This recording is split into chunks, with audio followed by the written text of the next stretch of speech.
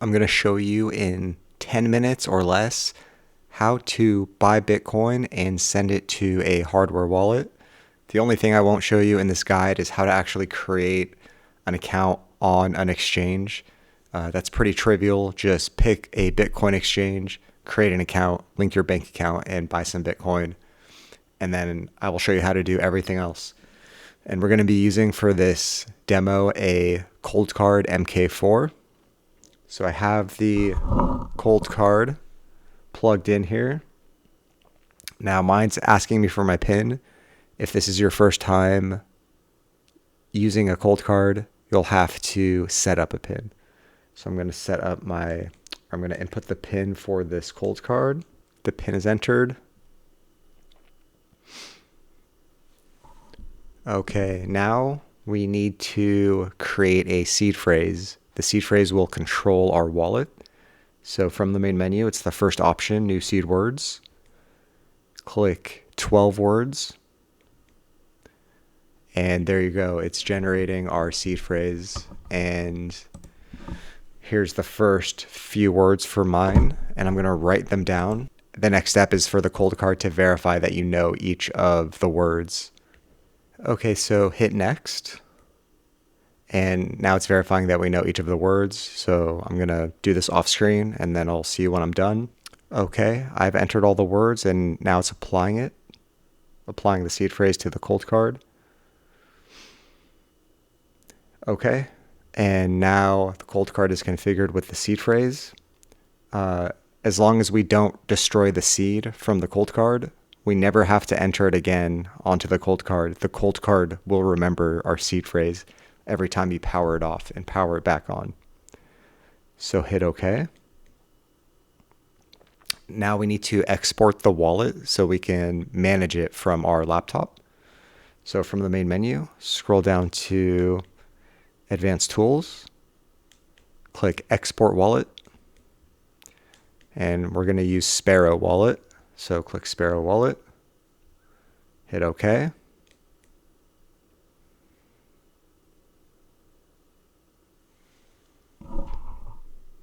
And it's telling us to insert a micro SD card. So I have one right here. Let's see. Micro SD card. And we're going to put this into the back of the Coldcard. There we go. Now hit OK again on the Coldcard. Hit OK again. Hit OK.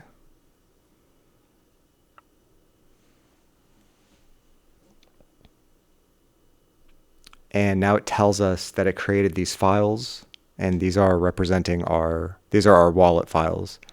So now what we want to do is hit OK. And now we're going to switch over to our laptop. So remove the SD card from your Coldcard, just like that. And come to our laptop here. Now we need a micro SD card reader, which I'm going to go get right now. All right, here's a micro SD card reader. Put that in just like this. Plug this into your laptop.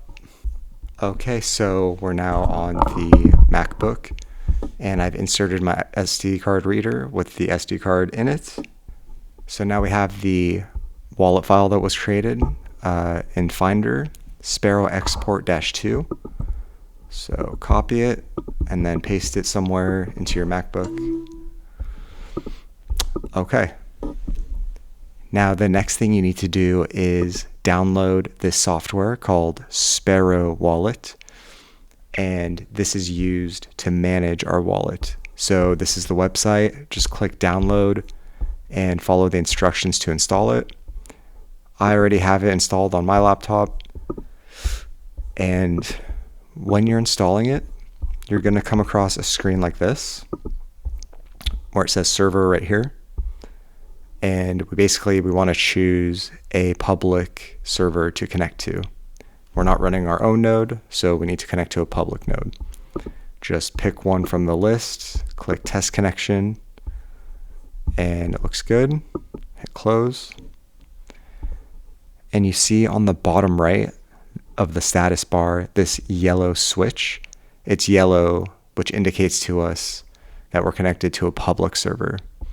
So if you're connected to a public server, it's recommended to use a VPN. There's no security risk, it's just a privacy risk. So after you have Sparrow set up, click New Wallet, click Import Wallet. And then next to Coldcard, click Import File. Now go to the file that we just created. It was Sparrow export-2.json. Hit open. And just leave it default everything. Hit import. And now we need a name for this wallet. So Bitcoin is fun. Tutorial number 2. This is just the name for the local wallet on your computer. It has nothing to do with the blockchain or your actual Bitcoin. So type a name, click create wallet, and it's asking for a password. I'm going to make one. And again, this has nothing to do with your Bitcoin. This is just for accessing this file on this laptop. Hit set password. And that's it. So this is our wallet, and we can view it in Sparrow Wallet. If you click addresses in the left, we can see some of the addresses in this wallet. And remember, a wallet is a collection of addresses. Think of it as like a keychain of addresses. So we have all these addresses that we can receive Bitcoin to. So now we have our wallet, we have our addresses. The next thing we need to do is we need to send Bitcoin from the exchange to our wallet. How do we do that? So go to your exchange of choice. Here I'm logged into my Strike account, and I have a bit of Bitcoin here, and I'm going to send some to my wallet. So if you're not using Strike, this step will pretty much be the same no matter what exchange you use. You just log in, go to your dashboard, and there should be a button somewhere for like send transaction or send, and that's what you want to click. So here in Strike, I'm going to click send, click on-chain address, and it says enter a Bitcoin address. So this is the address we'll get from Sparrow. So back in Sparrow, you can choose one of these from the list, or just click receive, and it will give you the next available address that has not been used. Anytime you receive Bitcoin, you want to use a new address. So hit copy, go back to Strike, hit paste, and hit next. Now you want to choose how much Bitcoin you want to send. I'm just going to send a small amount, say $10 worth, and we'll do priority fee. Hit next. Now, this is maybe the most important step, which is you want to confirm the address that you're sending to. Usually it's enough to just verify the first and last 5 or 6 characters of the address to make sure it's the same. So in Strike, the first 5 are BC1 QD7. So back in Sparrow, we can check BC1 QD7. Okay. Then in Strike, the last 6 are DX12P5. And then in Sparrow, it's also DX12P5. Actually, I'm sorry, I think that's an L, not a 1. DXL2P5. So we have the correct address pasted into Strike, and we have the amount correct. So just hit confirm. And it says it was successful. Hit OK. So back in Sparrow, click transactions.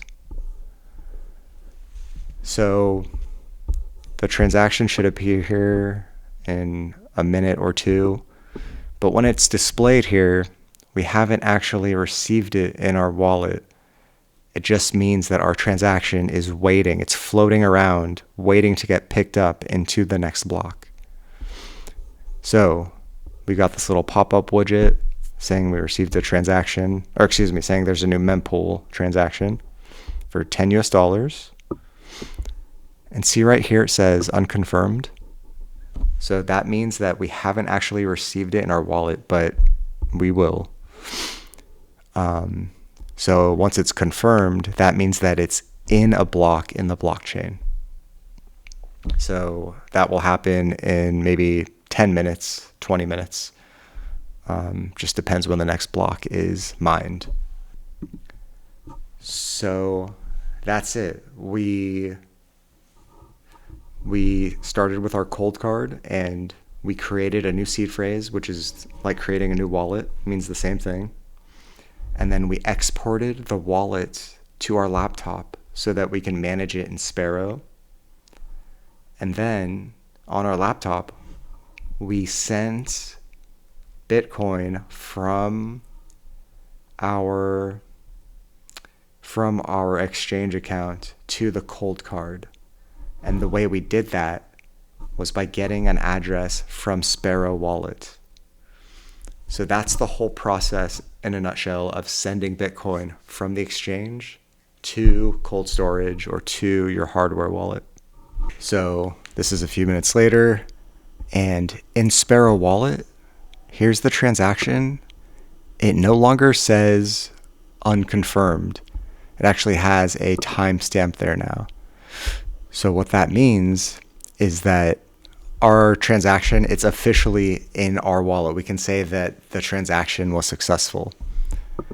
And if you mouse over right here, see it says one confirmation.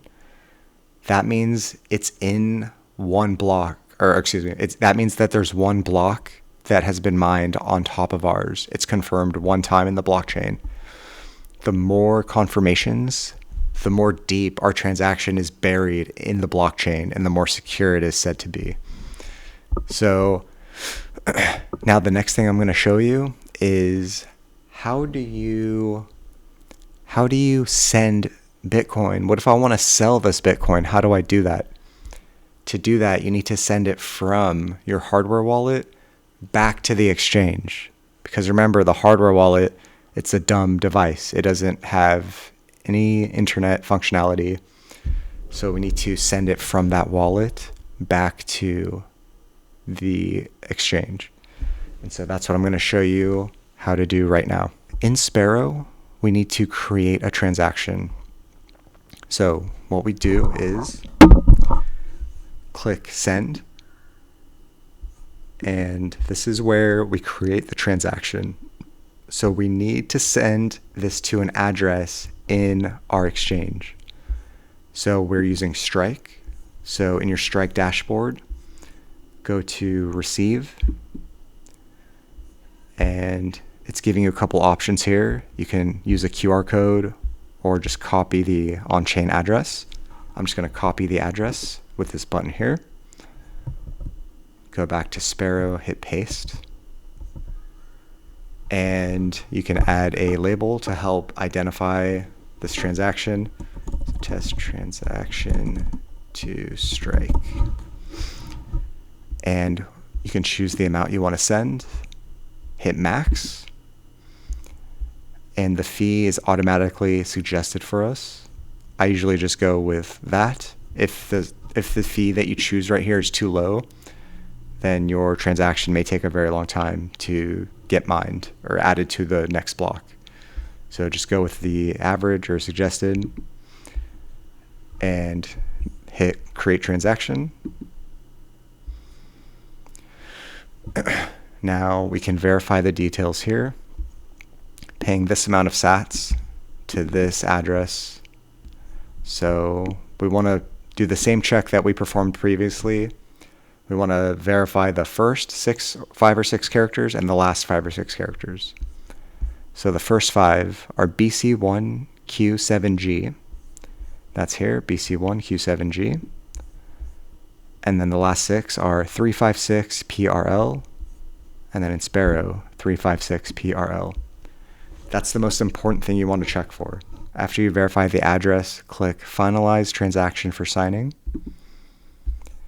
and then click Save Transaction. And where you want to save it is to your SD card. So mine is just right here, so hit Save. And in Finder, I can see that transaction.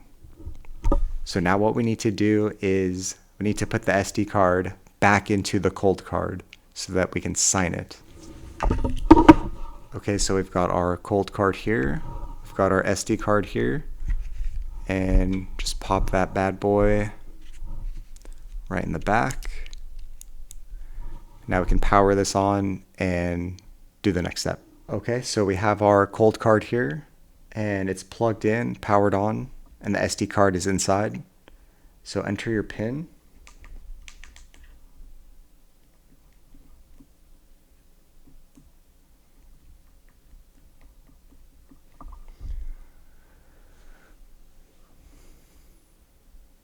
So we've entered our PIN, and remember that the Coldcard, one of the primary functions of it is that it will store your seed phrase. So we don't have to enter it in again. It's already on here. And how do I know that? The first option on the screen says ready to sign, whereas before it said new seed phrase. So there's already a seed phrase here on this Coldcard. So now click ready to sign. And it automatically detects that transaction file on the SD card, and it's showing the details here. So this is the most important step when signing a transaction with the Coldcard.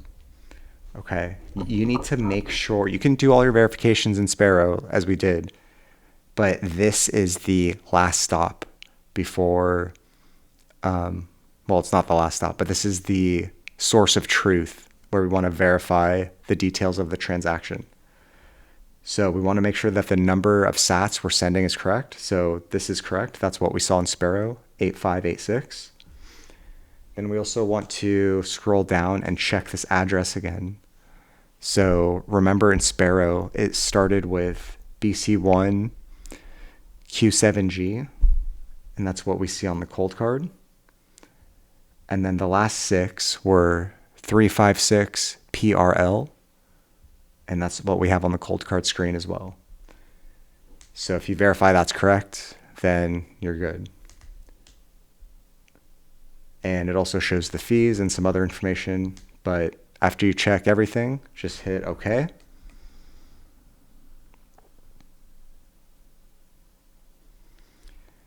Now it's telling us that it was signed successfully.